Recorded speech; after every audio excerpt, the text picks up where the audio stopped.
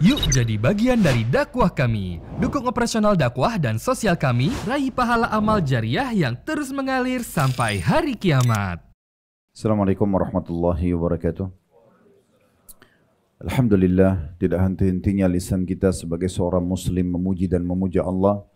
Dan kita tahu dua susunan kata ini adalah susunan kata syukur atau berterima kasih kepada Allah Subhanahu wa taala, bermula dari sekian banyak bibit-bibit sperma yang tertumpahkan ke rahim ibu kita salah satunya yang lolos dan akhirnya dilahirkan di muka bumi ini. Lalu kemudian kita diberikan segala macam nikmat dari fasilitas di tubuh kita ini, mata bisa melihat, telinga mendengar, tangan menjamah, kaki melangkah, bibir dan juga lidah mengucap dan mengecap, serta segala macam hal yang ada di sekitar kita, udara atau oksigen, air, api, dan segala macam hal, sistem pergantian siang dan malam. Ada orang tua yang merawat kita dari kecil, kemudian ada agama yang memandu kita, mana yang boleh dan mana yang tidak boleh dari makanan, minuman, pakaian, pendapatan, pergaulan yang biasa dikenal dalam agama Allah dengan halal dan juga haram. Dan ini nikmat yang luar biasa. Sebagai seorang muslim kita sudah punya panduan hidup di muka bumi ini. Kita tahu mana yang boleh dan tidak boleh dan bagaimana kita harus menghabiskan waktu-waktu kita, serta juga diingatkan tentang adanya kehidupan yang abadi di akhirat sana, dan sudah dirincikan tentunya tentang surga dengan segala macam fasilitasnya, neraka dengan segala macam hukumannya. Dan ini sebuah nikmat yang luar biasa yang harusnya kita syukuri dan kita jaga. Dan Allah memerintahkan kita agar jangan meninggal dunia kecuali dalam keadaan Islam. Wala tamutunna illa wa antum muslimun. Dan jangan kalian meninggal dunia kecuali dalam keadaan Islam. Selanjutnya kita panjatkan salam hormat kita kepada utusan Allah Nabi besar Muhammad sallallahu alaihi wa alihi wasallam, sebagaimana Allah telah perintahkan kita untuk mengucapkan salam hormat kepada beliau, dan tentunya sebagai balas jasa 23 tahun dari masa hidup beliau dihabiskan untuk agama ini, 13 tahun fase Mekah semuanya dengan hinaan, cacian, dan puncaknya diusir dari kampung halamannya Mekah, serta 10 tahun fase Madinah penyempurnaan agama ini sehingga akhirnya sampailah kepada kita syariat Allah Subhanahu wa taala.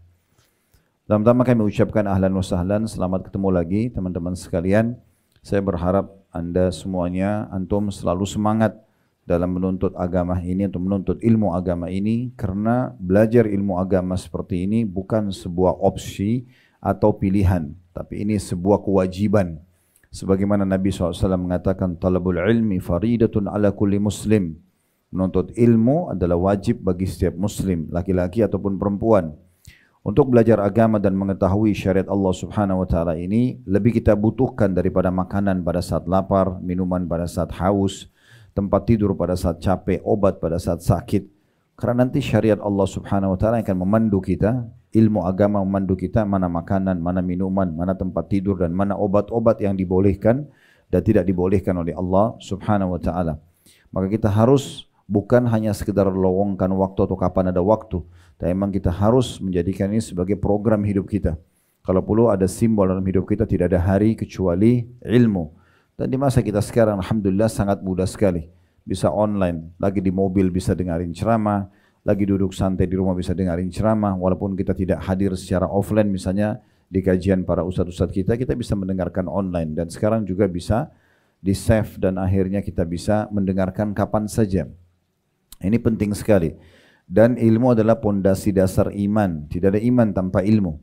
Kalau seseorang mau merasakan iman bergejolak dalam hatinya, semangat ingin mengenal Tuhannya Allah Subhanahu wa taala, semangat ingin menjalankan perintah-perintah agama, meninggalkan yang dilarang, dan akhirnya mendapatkan derajat yang tertinggi di dunia dan juga di akhirat, maka dia harus punya ilmu. Dia pelajari ilmu, imannya akan datang, dan nanti iman ini akan mengubah pribadi seseorang dari pengecut menjadi pemberani, dari pelit menjadi dermawan, dari orang yang jahat, jauh dari agama Allah menjadi orang-orang yang baik dan bertaubat. Nah, ini poin dasar yang harus kita ketahui. Makanya Nabi SAW sangat gembira kalau melihat ada di antara kaum muslimin yang datang belajar pada beliau, sambil beliau mengatakan marhaban bi talabatil ilm, selamat datang bagi para penuntut ilmu. Baik, kita melanjutkan buku yang ditulis oleh Syekh Mahmud Al-Misri hafizahullah, 40 amalan pelebur dosa.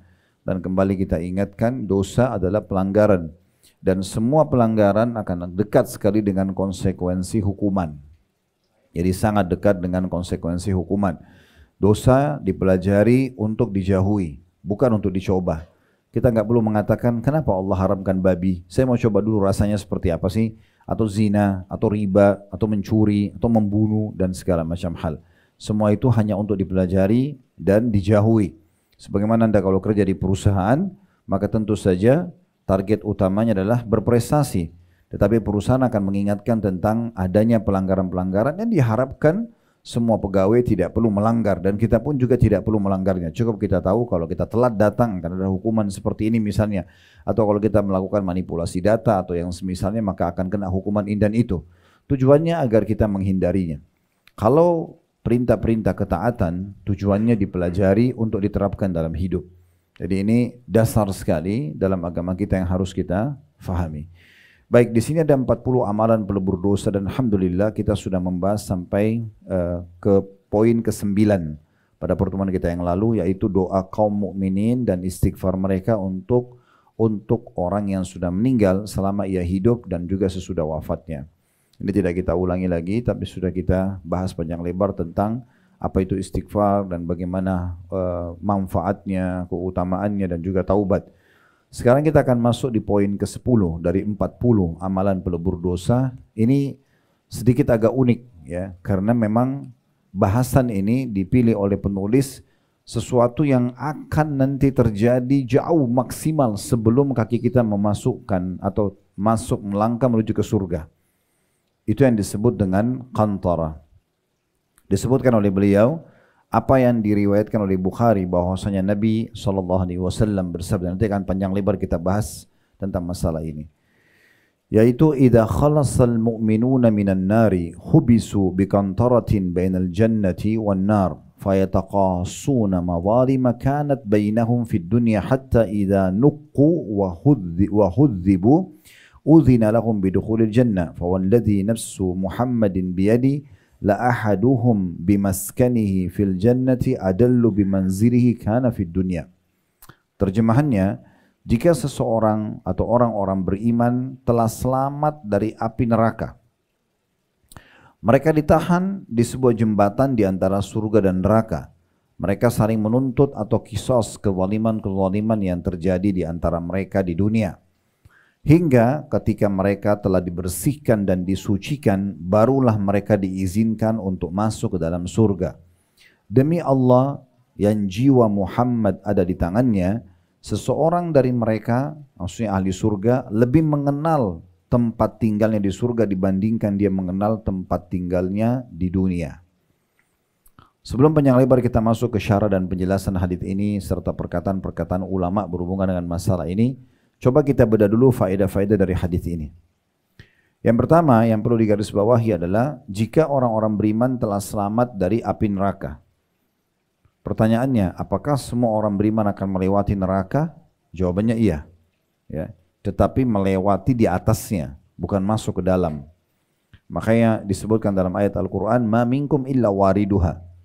Tidak ada seorang pun dari kalian kecuali pasti akan melewatin neraka tersebut. Nanti di mahsyar kita akan menyaksikan dengan mata kepala kita neraka dihadapkan di depan mata kita dengan kobaran-kobarannya, dengan gemuruhnya, letupan-letupannya itu akan disaksikan oleh semua orang.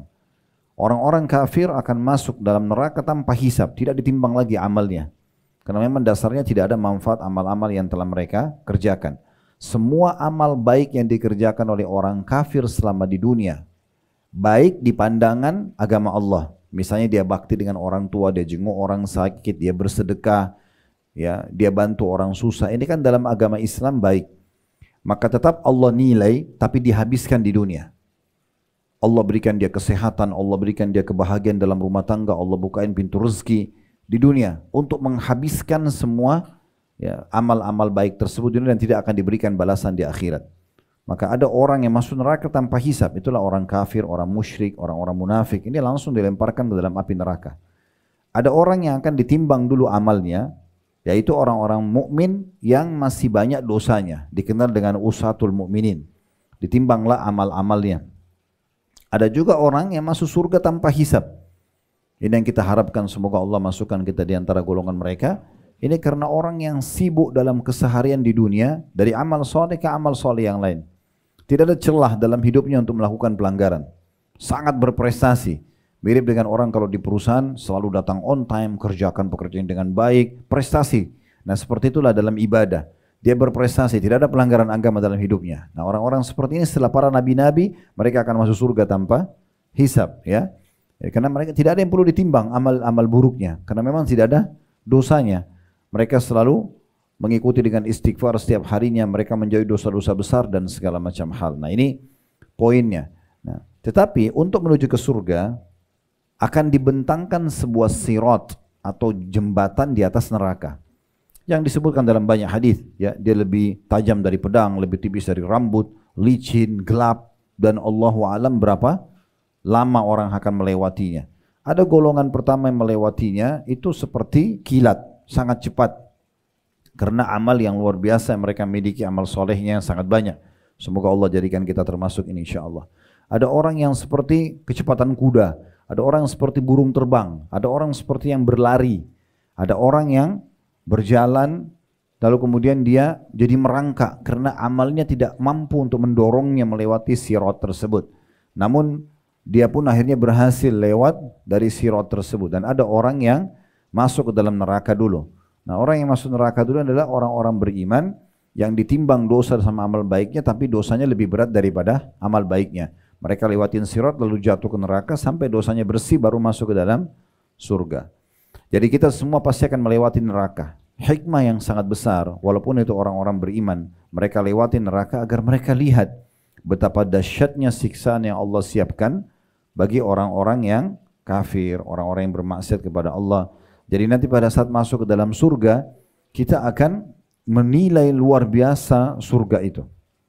Dan Ibnu Qayyim rahimahullah menyebutkan dalam buku beliau Hadil Arwah, di surga di istana seorang mukmin itu akan ada satu pintu, di mana pintu itu dia bisa melihat ke neraka setiap saat. Dia nikmatin surganya semua, tapi ada satu pintu kalau dia buka dia bisa lihat neraka. Jadi dia bisa melihat siksaan-siksaan yang menimpa ada neraka. Maka dengan itu dia akan selalu mensyukuri bagaimana dia bisa masuk ke dalam surga.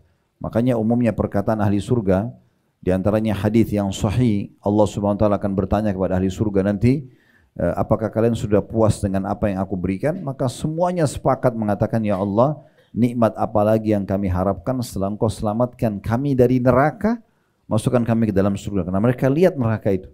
Mereka lihat bagaimana perihnya, bagaimana siksanya, bagaimana teriakannya, ya, dan luar biasa gitu ya. Sampai dalam beberapa riwayat berhubungan dengan masalah neraka itu, ahli neraka itu nanti akan terus disiksa dan non-stop. Disiksa sampai hangus, sampai belang-belang, sampai rusak tubuh mereka, sampai menghitam, berasap. Lalu kemudian Allah utuhkan lagi kembali, pengutuhan kembali, penciptaan kembali, rusak-rusaknya organ-organ tubuhnya itu juga sudah sangat menyakitkan. Kemudian disiksa lagi, begitu terus sampai tidak ada batasnya. Dan disebutkan dalam sebuah riwayat yang sahih bahwasanya nanti mereka akan memanggil para malaikat Zabaniyah, penjaga neraka, sambil mereka mengatakan, tolong mintalah kepada Allah agar datang dan menghisap kami, meringankan beban kami. Maka malaikat tidak menjawab mereka selama 40 tahun, enggak dijawab, dibiarkan saja gitu ya. Sampai setelah itu pun pas tiba masa dijawab yang Allah izinkan, para malaikat dengan sangat keras dan tegas. Karena ini ciri penjaga neraka para malaikat ini adalah mereka sangat keras dan kasar. Dalam surat Tahrim surah nomor 66 ayat 6 Allah sebutkan ciri mereka. Maka mengatakan tidak ada toleransi, tidak ada negosiasi dengan kalian. Udah, kalian akan tetap kekal di sini di neraka. Lalu mereka memanggil Tuhan mereka dan Allah Azza wa Jalla tidak menjawab mereka seumur dunia. Berapa abad, berapa miliar tahun kita tidak tahu. Tapi Allah tidak jawab, mereka terus disiksa sampai setelah sekian seumur dunia Allah baru menjawab, ya. Ikhsa'u fiha wa la tukallimun, tinggallah kalian dalam neraka dalam kondisi terhina dan jangan pernah kalian bicara denganku. Allah punya sifat Ar-Rahmanur Rahim, Maha Pengasih, Maha Penyayang, tapi bagi ahli neraka tidak berlaku ini. Yang berlaku adalah innallaha syadidul iqab. Allah Maha berat siksaannya. Kenapa selama di dunia diberikan kesempatan untuk taubat tidak mau, diberikan ajaran untuk amal soleh tidak mau, gitu kan? Jadi orang-orang baik tidak mau maka dihukum. Maka di saat itu mereka pun menangis kata Nabi SAW karena sudah putus asa sampai di tempat keluarnya air mata, keluar darah. Dan sungguh air mata mereka akan tergenang di neraka itu. Kalau seandainya kapal-kapal besar ingin dinaungkan di atasnya, maka akan bisa jalan di atas air mata mereka. Jadi luar biasa dahsyatnya. Jadi nggak boleh teman-teman nganggap remeh, orang muslim kan nanti masuk neraka juga akan keluar nanti masuk surga. Iya, tetapi betapa dahsyatnya siksaan dulu yang dia rasakan, baru dia bisa keluar. Ini pelajaran pertama, bahwasanya nanti kita akan melewati neraka. Tapi orang-orang beriman tujuannya untuk melihat betapa dahsyatnya siksaan tersebut agar menjadi besar, lebih besar lagi nikmat surga pada mereka. Yang kedua, adanya jembatan yang akan dilewatin oleh ahli surga. Nanti ini akan kita bahas ya secara khusus. Nah, saya sekarang sebutkan saja namanya Qantara ya. Nanti akan disebutkan dalam beberapa riwayat akan kita bahas insyaallah. Yang jelas ini dikatakan kalau lihat bahasa Arabnya hubisu bi Qantara. Dalam bahasa Arab, mereka akan tertahan di Qantara dan diterjemahkan sini jembatan antara surga dan neraka ya. Nanti seluruh ahli surga yang sudah lolos dari sirat, lolos dari neraka, maka mereka akan tertahan dulu di situ sebelum masuk surga. Tujuannya untuk apa? Nanti di sini dikatakan mereka saling menuntut kezaliman-kezaliman yang terjadi di antara mereka di dunia. Lalu kalau ada yang bertanya, apa bedanya dengan masalah timbangan amal? Sekarang si fulan A sama si fulan B pernah terjadi cekcok di dunia. Contoh misalnya. Kemudian tidak sempat minta maaf. Anggaplah si A yang salah, si B digunjing, si B difitnah misalnya untuk diambil haknya. Si A ini tidak pernah minta maaf, tidak sempat minta maaf sampai meninggal. Lalu kemudian mereka akan dibangkitkan dan akan ya, dituntut dan menuntut di timbangan amal pada hari kiamat. Ya, mereka saling menuntut nantinya. Maka si A nanti otomatis akan dihukum oleh Allah SWT dengan cara diambil amal solehnya dibayarkan kepada si B. Si B akan dapat tambahan pahala sehingga menambah derajatnya di surga, gitu ya. Seperti itulah. Itu akan terjadi nanti di timbangan amal. Ya. Nah sekarang setelah selesai itu, kalau seandainya si A ini, contoh misalnya dia punya 1000 pahala. Si B menuntut karena pernah disakiti di dunia. Si A tidak sempat minta maaf. Kemudian dipotonglah 100 pahala. Angka ini cuma perumpamaan ya. Dipotonglah 100 pahalanya si A, diberikan kepada si B. Lalu si B menikmati kelebihan pahala tersebut untuk nambah derajat di surga. Namun si A ini setelah diambil 100 pahala dia diberikan kepada si B, jadi sisa 900. Dicek dosanya cuma 200 misalnya. Lolos juga dia ke surga. Si A juga lolos ke surga walaupun sudah sempat diambil sebagian pahalanya. Sekarang pertanyaannya, si A ini masih pegel nggak? Kan gitu. Karena sempat pahalanya diambil. Hati manusia begitu. Walaupun orang manusia itu berusaha tulus memaafkan orang lain, karena pernah disakiti itu masih berbekas biasa hatinya. Kan gitu. Nah tujuan Qantara, jembatan yang ada di depan surga, untuk membersihkan ini. Untuk membersihkan ini. Jadi kalau si A sama si B pernah tuntut-tuntutan di timbangan sebelum sirat, ya, kan sebelum melewati neraka ada sirat, itu ada timbangan amal dulu. Maka nanti pada saat mereka mau masuk ke surga, ketemu si A sama si B ini. Ini tadi yang tuntut saya nih, pahala saya diambil. Nah, itu hatinya harus dibersihkan dulu. Inilah fungsi Qantara, fungsi jembatan yang ada di depan surga yang bisa menampung seluruh penghuni surga. Di situ khusus untuk membersihkan hati mereka dari sisa-sisa hal-hal yang mengganjal. Ini bukan tujuannya seperti timbangan amal sebelum sirat. Kalau timbangan amal sebelum sirat itu masih ada ancaman ke neraka. Kalau Qantara ini tidak ada ancaman ke neraka. Hanya untuk membersihkan hati mereka saja. Karena surga itu tidak akan dimasuki kecuali orang yang hatinya sangat bersih. Baru bisa. Baru kemudian masuk surga. Makanya dikatakan hingga ketika mereka telah dibersihkan dan disucikan. Tidak ada lagi hasad, tidak ada lagi iri, tidak ada lagi dendam. Baru kemudian mereka dimasukkan ke dalam surga. Di poin ini teman-teman sekalian perlu digarisbawahi. Bagaimana rasanya, bagaimana caranya supaya kita merasakan diri kita menjadi ahli surga selama di dunia. Betul-betul antum harus bersih dari segala macam kesalahan dan dosa. Baru bisa merasakan nikmatnya iman itu. Kalau mata masih melihat yang haram, telinga masih dengar yang haram, tangan masih menjamah yang haram, masih kemaluan menyentuh yang haram, kaki melangkah tempat yang haram, masih terbuka di tubuh kita hal yang haram, antum tidak akan pernah merasakan kekhusyuan dan kenikmatan ibadah maksimal. Karena memang itu amalnya ahli surga. Dia harus betul-betul bersih sekali. Coba praktikin ke depannya mulai dari pengajian kita sekarang 1 minggu ke depan. Coba cross check semua pintu dosa yang masih antum buka. Apa saja, coba tutup. Beristighfar kepada Allah. Dan rasakan pekan selanjutnya bagaimana kenikmatan iman yang dirasakan. Akan beda sekali. Kita merasa lebih dekat dengan Allah, kita merasa lebih khusyuk, kita merasa lebih tertarik untuk menambah bacaan Al-Quran kita, dan segala macam hal yang muncul efek daripada iman tersebut. Dan makin kita bersih dari dosa dan pelanggaran, ada tontonan yang haram langsung dialihkan pandangan matanya. Tentu kita bicara setiap pengajian begini dari sekarang ke depan ya. Yang lalu-lalu semoga Allah maafkan. Telinganya begitu mau dengar haram langsung dialihkan, tangannya mau jamah yang haram langsung dia tinggalkan. Semua itu akan membuat bertambah iman dia, karena iman bertambah dengan ketaatan. Maka makin dia rasakan nikmatnya ibadah yang merupakan amal-amalnya ahli surga. Jadi surga ini betul-betul harus orang yang bersih hatinya. Ya, kalau seseorang dari kita masih membuka noda-noda dosa dalam hatinya, itu susah dia merasakan kenikmatannya amalan-amalan ahli surga itu sendiri. Nah, ini pelajaran kedua yang bisa diambil tentang adanya jembatan di situ. Nanti akan lebih panjang kita jelaskan ini insyaAllah ya. Kemudian selanjutnya, ya, potongan yang ketiga dari hadis ini luar biasa. Apa kata Nabi SAW? Nabi bersumpah, demi Allah yang jiwa Muhammad ada di genggamannya atau di tangannya, seseorang dari ahli surga lebih mengenal istananya di surga daripada rumahnya di dunia. Ini sumpah yang luar biasa.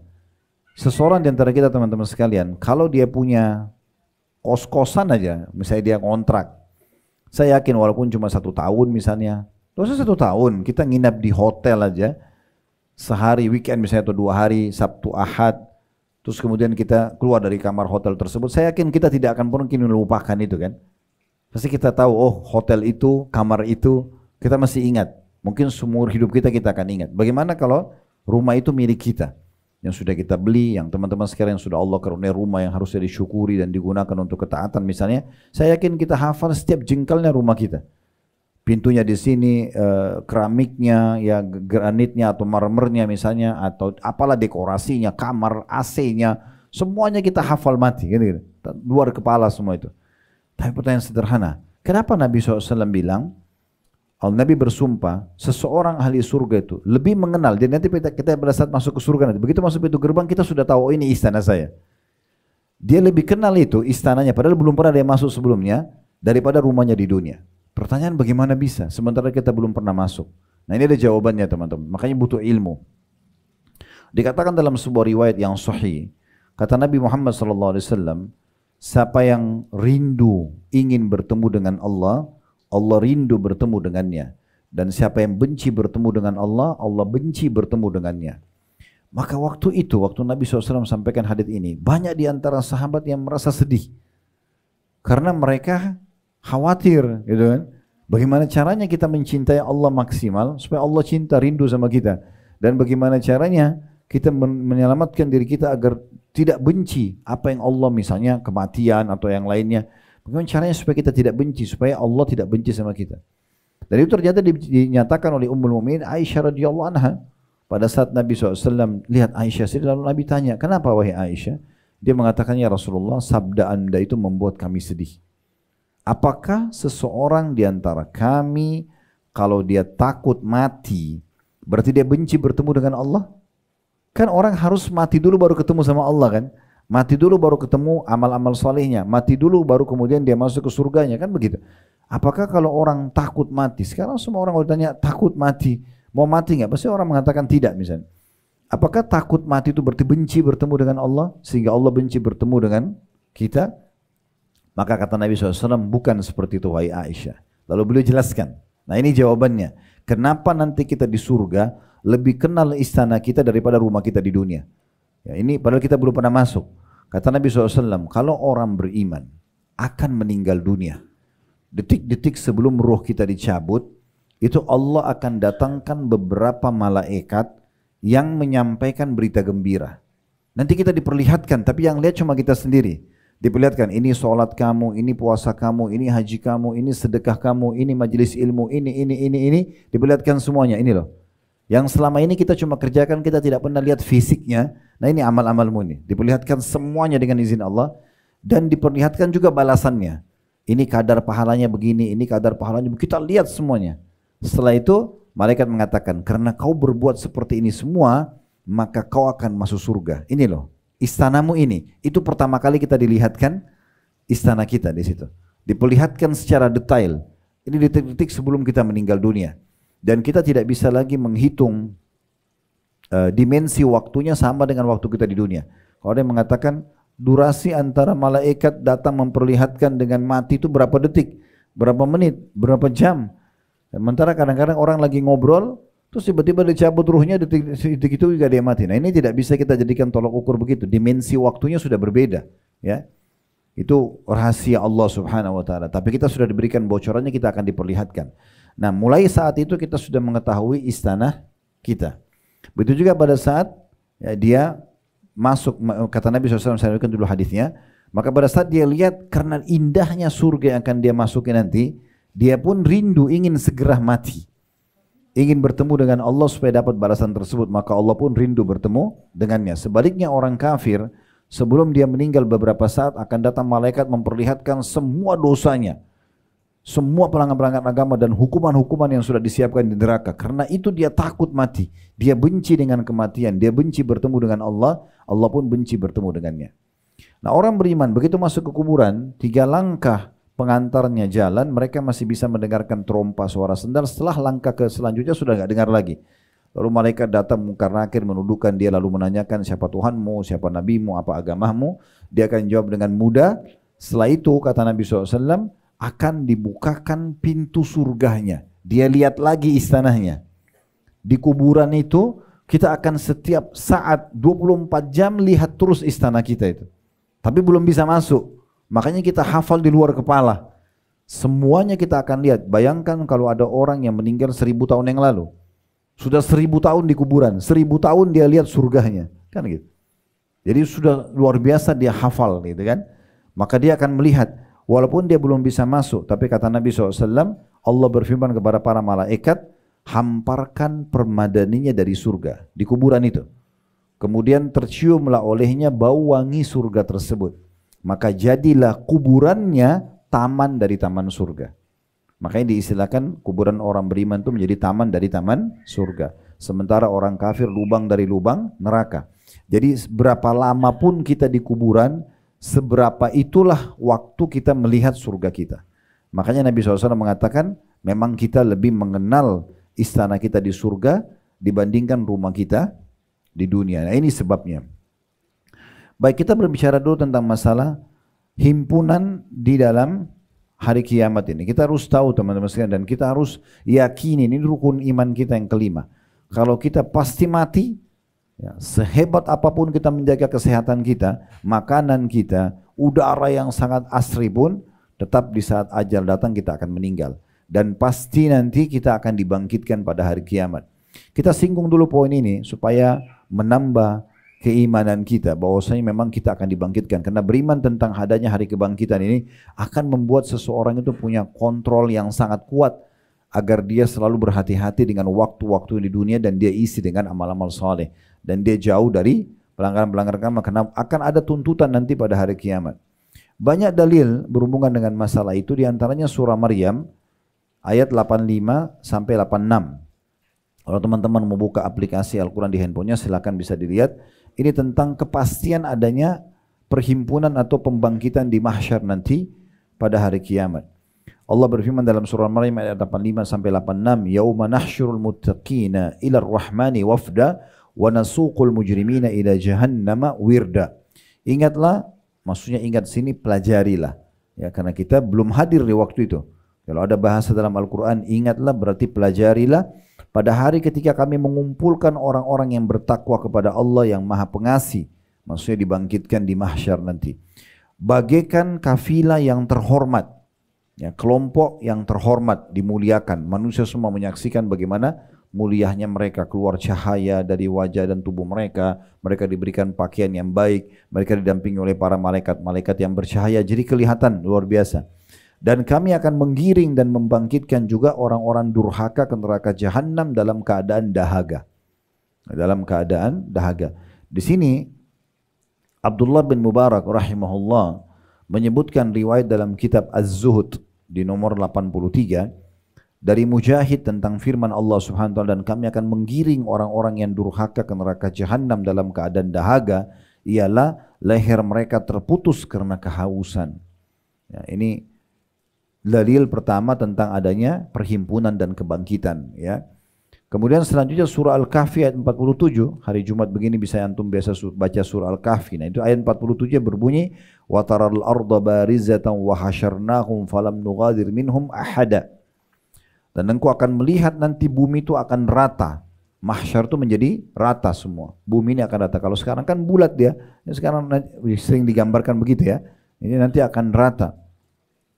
Kami kumpulkan mereka atau seluruh manusia dan tidak kami tinggalkan seorang pun dari mereka. Pasti akan dibangkitkan lalu diminta pertanggungjawaban dari amal-amal mereka. Kemudian surah Thaha ayat 102. Yauma yunfakhu fis sur wa nahsyurul mujrimina yauma idzin dzurqa.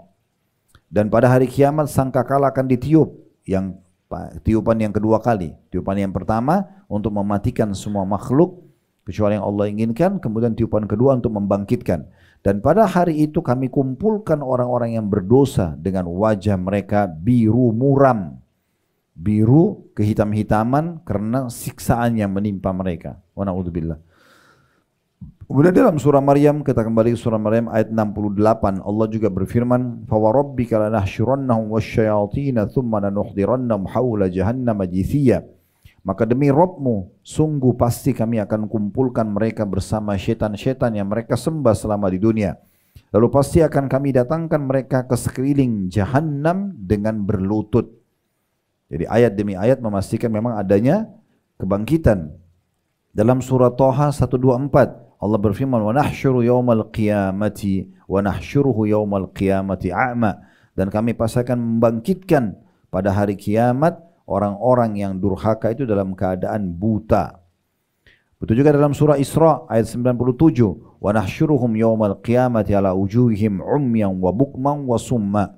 Dan kami akan mengumpulkan mereka pada hari kiamat dengan wajah tersungkur dalam keadaan buta, bisu dan juga tuli, ya.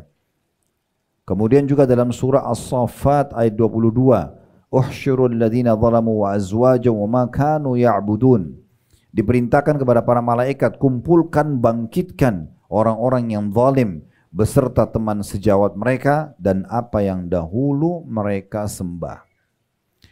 Dalam hadis Nabi SAW, tentu ayat Al-Quran banyak sekali masalah ini, tapi saya ringkas-ringkaskan saja. Dalam hadis Nabi SAW, dan hadis ini adalah hadis yang sahih diriwayatkan oleh Bukhari dan juga Muslim. Dari hadis Ibnu Abbas radhiyallahu anhuma, beliau bersabda sallallahu alaihi wasallam, "Ayuhan nas, hai sekalian manusia, innakum mahsyuruna ila Allahi hufatan uratan gurla." Kalian pasti akan dibangkitkan nanti, ya, dikumpulkan di hadapan Allah dalam keadaan telanjang kaki, tanpa busana dan juga tidak berkhitan. Kemudian Nabi SAW membaca firman Allah, kama bada'na awwala khalqin nu'idu, yang artinya, ini potongan ayat dalam surah Al-Anbiya, sebagaimana kami telah memulai penciptaan pertama kali manusia dan makhluk, begitu pula kami akan mengulanginya lagi. Suatu janji yang pasti kami tepati, sungguh kami akan melaksanakannya. Ini dalam surah Al-Anbiya ayat 104. Lalu kata Nabi SAW, ini tentunya kama bada'na awal khalqin nu'idu wa'adan alaina inna kunna fa'idin. Ini ayatnya, ya. Kemudian kata Nabi SAW, ala wa inna awwalal khalaiki yuksa yawmal qiyamati Ibrahimu alaihissalam. Ketahuilah manusia yang paling pertama diberikan pakaian nanti pada hari kiamat adalah Ibrahim alaihissalam. Sebagian ulama mengatakan, kenapa Ibrahim yang pertama diberikan pakaian? Karena dibangkitkan dalam kondisi semua tidak ada busananya, semua tidak ada alas kaki, semua tidak ada atau tidak terkhitan. Lalu Allah berikan busana yang paling pertama Ibrahim AS. Kata sebagian ulama, karena waktu Ibrahim mau dibakar oleh Namrud, itu disuruh buka bajunya. dibuka bajunya oleh prajurit-prajurit Namrud untuk dibakar di api. Maka sebagai kemuliaan yang Allah berikan dia pertama orang yang diberikan pakaian. Ala wa innahu sayuja'u birijalin min ummati. Ketahuilah akan didatangkan nanti sekelompok dari umatku. Fayu'khadu bihim dhatas shimal. Namun mereka disimpangkan atau diarahkan ke jalur sebelah kiri. Fa'akulu ya Rabbi usayhabi. Lalu aku berkata, kata Nabi SAW, wahai Tuhanku, itu sahabat-sahabatku. Aku kenal mereka di masa hidup dulu, atau di masa aku hidup. Fayuqalu innaka la tadri ma ahdatsu ba'dak. Ya, kemudian dikatakan kepada Nabi SAW, sesungguhnya kau tidak tahu apa yang mereka lakukan setelah kau meninggal. Ya. Fa'aqulu kama qala al-'abdus salih. Lalu aku mengucapkan seperti yang diucapkan hamba Allah yang saleh, Nabi Isa alaihissalam. Wa kuntu 'alaihim syahidan ma dumtu fihim. Nabi Isa waktu ditanya tentang itu, umatnya, apakah kau suruh ya umatmu hai Isa, orang-orang Nasrani untuk menyembah kamu dan ibumu sebagai Tuhan? Maka Nabi Isa di antara potongannya mengatakan, saya hanya menjadi saksi terhadap mereka di masa saya masih hidup di tengah-tengah mereka. Falamma tawaffaitani kunta antar raqiba alaihim. Pada saat engkau wafatkan aku ya Allah, engkaulah pengawas mereka. Wa anta ala kulli syai'in syahid. Dan kau menyaksikan segala sesuatunya. In tu'adzibhum fa innahum ibaduk. Kalau kau siksa mereka, mereka hamba-hambamu, itu hakmu. Wa in takfir lahum fa innaka antal azizul hakim. Dan kalau kau memaafkan mereka, sungguh engkau zat yang maha mulia dan maha bijaksana. Lalu dikatakan dalam riwayat yang lain, ya, dikatakan kepada Nabi SAW, sesungguhnya mereka telah berbalik meninggalkan agamamu setelah engkau meninggal. Jadi kenapa tadi ada di antara orang yang Nabi kenal di mahsyar, Nabi ingin ajak mereka ke haud beliau, telaga beliau untuk minum, lalu dihalangi oleh para malaikat. Lalu Nabi mengatakan, mereka sahabat-sahabatku, saya tahu nih semasa hidup mereka pernah beriman. Lalu dikatakan pada Nabi SAW, kau tidak tahu apa yang mereka lakukan setelah engkau meninggal. Mereka telah murtad. Ini adalah orang-orang yang hidup di masa Nabi SAW sempat masuk Islam, setelah Nabi meninggal mereka murtad. Ya, tentu tidak asing teman-teman sekalian, kita pernah dengar namanya Tulaiha bin Khuwailid yang mengaku sebagai nabi palsu, Al-Aswadul Unsi, Musailim Al-Kadzab. Ini nama-nama orang yang mengaku nabi-nabi palsu, yang hanya diperangi oleh Abu Bakar dan pasukan-pasukan beliau, tentunya dipimpin oleh Khalid bin Walid dan beberapa sahabat yang menumpas habis mereka. Nah, ini orang-orang yang meninggalkan agama, banyak yang murtad ya setelah Nabi SAW meninggal, karena mereka bukan masuk Islam karena hatinya, tapi masuk Islam karena merasa takut dengan pasukan muslimin. Nah, seperti itulah. Kemudian dalam riwayat yang lain juga dikatakan, yuhsyarun nasu hufatan uratan gurla. Manusia akan dikumpulkan pada hari kiamat dan pasti dibangkitkan dalam keadaan telanjang kaki tanpa busana dan tak berkhitan. Qalat Aisyatu, maka Aisyah berkata radhiyallahu anha, ar-rijalu wan nisa'u jami'an yanzuru ba'dhum ila ba'd. Ya Rasulullah, apakah laki-laki dan perempuan dibangkitkan semuanya dalam kondisi tidak berbusana dan dikumpul bersama-sama? Ya, dalam riwayat lain betapa malunya gitu ya. Maka kata Nabi SAW, al-amru asyaddu min an yuhimmahum dzalik. Kata Nabi SAW, perkara lebih dahsyat daripada mereka saling memperhatikan. Nah, pada saat nanti dibangkitkan pada hari kiamat, orang awal dibangkitkan tidak berbusana, nanti dikasih busana. Tidak ada lagi pikiran orang untuk lihat aurat orang lain. Saya kasih contoh. Kalau misalnya kita anggap, tentu insya Allah semoga Allah jaga negara kita, tapi Jakarta misalnya lagi diserang oleh musuh. Di depan mata kita yang di sana dipenggal lehernya, di sini ditembak, yang di sini dibom, kayak teman-teman di Gaza sekarang misalnya, dibombardir. Di saat itu ada orang lawan jenis lari nggak pakai busana. Apakah antum masih ada waktu mau lihat? Kondisinya tidak seperti itu. Jadi bukan lagi seperti itu. Orang itu ada syahwat dalam kondisi dia tenang, dia rileks itu. Tapi kalau orang dalam kondisi panik dan segala macam, orang tidak begitu. Ya, apalagi ini hanya hitungan dengan hikmah Allah SWT. Ada waktu Allah akan tetap berikan pakaian kepada mereka. Ummu Salamah mengatakan, aku mendengarkan Rasulullah SAW bersabda, manusia dikumpulkan pada hari kiamat dalam keadaan telanjang kaki dan tanpa busana. Ummu Salamah mengatakan, wahai Rasulullah, betapa malunya sebagian dari kami melihat sebagian yang lainnya. Kata Nabi SAW, manusia saat itu sangat sibuk. Lalu aku bertanya, apa kesibukan mereka ya Rasulullah? Kata Nabi SAW, lembaran-lembaran catatan amal disebarkan yang berisikan segala apapun sekecil atom, bahkan lebih kecil daripada itu, sekecil biji sawi. Ini riwayat-riwayat sahih diriwayatkan oleh At-Tabarani. Sahal bin Sa'ad juga berkata radhiyallahu anhu, Rasulullah SAW bersabda, manusia akan dikumpulkan pada hari kiamat di atas tanah putih seperti roti tepung yang jernih. Di sana tidak ada lagi satu pun tanda bagi seseorang. Begitu juga dalam banyak riwayat yang lain, diantaranya Anas mengatakan, kata Nabi SAW, atau ada seseorang bertanya, ya Rasulullah, firman Allah SWT, alladzina yuhsyaruna ala ujum ila jahannam ulaika syarrum makana wa adallu sabila. Dalam surah Al-Furqan ayat 34, yang artinya orang-orang akan dikumpulkan di neraka jahanam dengan diseret wajahnya. Mereka itulah yang paling buruk tempatnya dan paling sesat jalannya. Apakah orang kafir dikumpulkan dengan diseret di atas wajah mereka? Kata Nabi SAW, alaysa alladhi amshahu ala rijlaini fid dunya qadiran ala yumshiyahu ala wajhi? Bukankah zat Allah yang telah menjalankannya di atas kedua kakinya semasa hidup di dunia, mampu dan kuasa menjalankannya di atas wajahnya di hari kiamat? Tanda tanya. Ya, maka sahabat ini sudah tidak bertanya lagi karena dia sudah tahu pasti Allah mampu. Maka Qatada mengatakan, ya, perawi hadis, tentu dengan keperkasaan Rabb kami. Maksudnya betul-betul nanti akan ada kebangkitan pada hari kiamat tersebut. Dan sekian banyak dalil yang berhubungan dengan masalah ini. Di antara juga adalah hadis riwayat Tirmidzi, kata Abu Hurairah radhiyallahu anhu, Nabi SAW bersabda, manusia dikumpulkan pada hari kiamat dalam 3 golongan. Golongan berjalan, golongan berkendaraan, dan golongan lainnya berjalan di atas muka-muka mereka. Ditanyakan, wahai Rasulullah, bagaimana mereka berjalan di atas muka-muka mereka?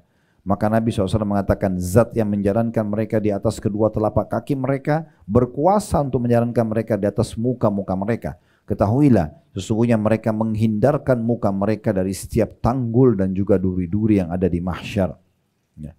Kemudian Bahz bin Hakim juga meriwayatkan dari ayahnya radhiyallahu anhu, dari kakeknya, dia mengatakan, aku mendengarkan Nabi SAW bersabda, sesungguhnya kalian akan dikumpulkan dengan berjalan kaki dan berkendaraan serta diseret di atas muka-muka kalian. Ini kondisi pembangkitan pada hari kiamat nanti.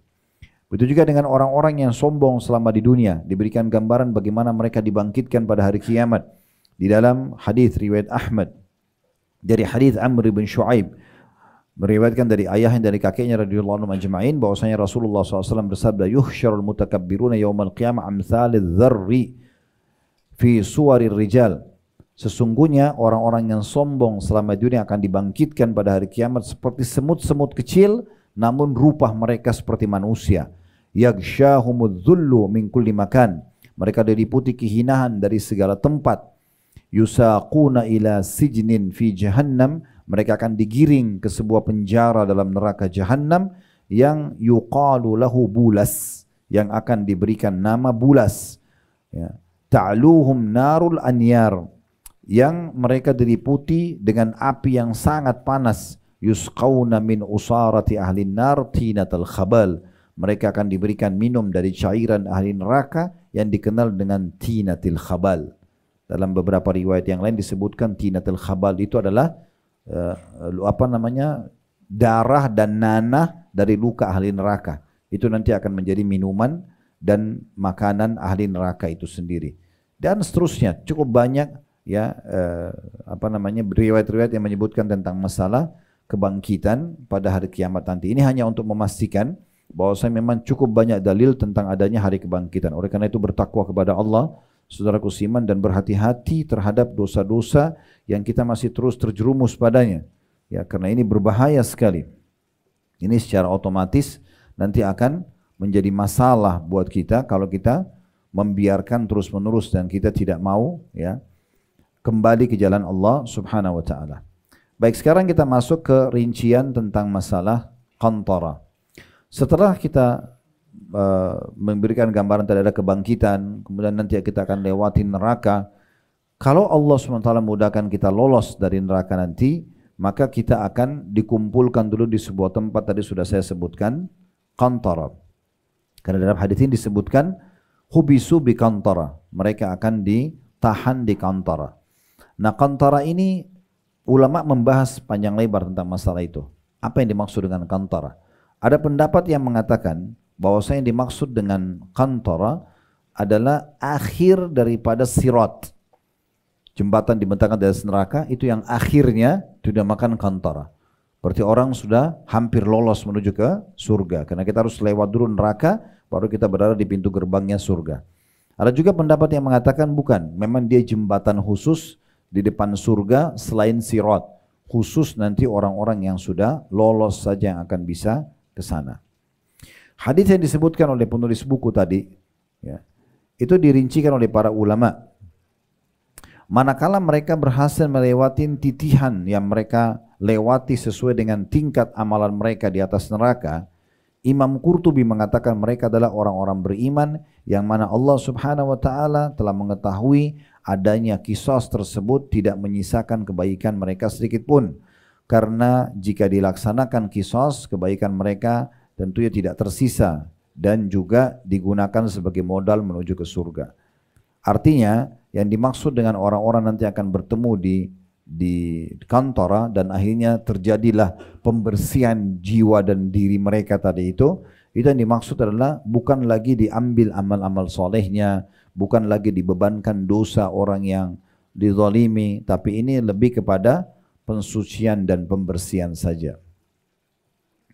Ibnu Hajar mengatakan yang dimaksud kemungkinan besar adalah ashabul a'raf. A'raf ini kita tahu ada surah Al-A'raf dalam Al-Quran, ya. Al-A'raf adalah orang-orang yang mempunyai kebaikan dan keburukan sama di timbangan amal. Amalnya 1000, dosanya 1000, ya. Maka mereka tertahan dulu, dikenal dengan ashabul a'raf, ya. Apakah mereka ke surga atau ke neraka gitu, ya. Lalu nanti akan keluar dari kelompok ini orang-orang beriman dan mereka akan masuk surga tanpa hisab dan juga akan bertemu dengan orang-orang yang binasa karena amal-amal jeleknya. Ya, tetapi mereka sempat terselamatkan mungkin dengan syafaat, pertolongan, dan pernah mereka cekcok, ya, di timbangan amal. Akhirnya loloslah orang-orang yang mungkin tadi dapat syafaat atau pertolongan selamat menuju kantara, tetap harus dibersihkan hati-hati mereka sebagaimana sudah kami sebutkan tadi, ya. Dan kantara itu dikatakan lebih tepatnya dia adalah jembatan tersendiri yang ada di depan surga. Kemudian Ibnu Katsir mengatakan kantara peristiwanya terjadi setelah mereka melewati neraka. Bisa jadi kantara itu berbarengan dengan peristiwa lain yang hanya Allah Subhanahu wa taala mengetahuinya. Sedang kita tidak mengetahui hal tersebut. Wallahu alam. Sementara Al-Hafidz Ibnu Hajar mengatakan telah terjadi silang pendapat di kalangan para ulama dalam masalah ini. Apakah kantara merupakan jembatan dibentangkan di atas neraka Jahannam atau merupakan jembatan sendiri yang terpisah? Dan Imam Qurtubi mengatakan dia pendapat kedua lebih tepat atau memang dia jembatan sendiri. Syekh Utsaimin menanggapi hadis ini sambil mengatakan hadis yang ada di buku kita bahas sekarang, ya. Pembahasan ini bukan pembahasan yang pertama terjadi di permulaan hari kiamat. Karena qisas ini sifatnya lebih khusus, yakni dengan tujuan menghilangkan rasa dendam dan dengki saja. Timbangan amal yang pertama sebelum lewatin sirat dan neraka itu memang betul untuk saling berbagi pahala. Kalau tidak cukup pahala karena kezaliman, maka diambil dosa orang yang sedang dizalimi. Tapi ini berbeda.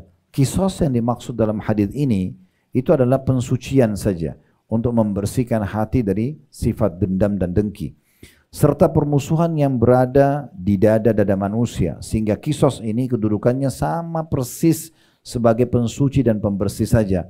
Hal itu dilakukan karena ganjalan ada dalam hati dan tidak mungkin bisa hilang secara sempurna hanya sekedar dibalas dengan qisas yang pertama. Maka kantara berada di antara surga dan neraka, tujuannya adalah untuk mensucikan isi hati mereka sehingga mereka masuk ke dalam surga benar-benar dalam kondisi hatinya bersih dan tidak tersimpan sedikit pun dengki dan juga iri. Sebagaimana Allah SWT berfirman dalam surah Al-Hijr, surah nomor 15 ayat 47, wa nazza'na ma fi sudurin min ghillin ikhwanan ala sururin mutaqabilin. Dan kami lenyapkan rasa dendam yang berada dalam hati mereka itu pada saat memasuki surga, sedang mereka bersaudara duduk berhadap-hadapan di atas dipan-dipan di surga nantinya. Jadi penjelasan tentang masalah hadis ini yang kita sedang baca di buku kita adalah bagaimana pembersihan hati mereka dari sifat-sifat dendam dan dengki saja supaya mereka masuk dalam surga dan tidak ada hubungannya dengan nanti dikembalikan lagi ke neraka. Jadi tidak lagi kembalikan di neraka. Tapi sudah kami jelaskan tadi kurang lebih arahnya kepada pembersihan hati saja. Allahu a'lam.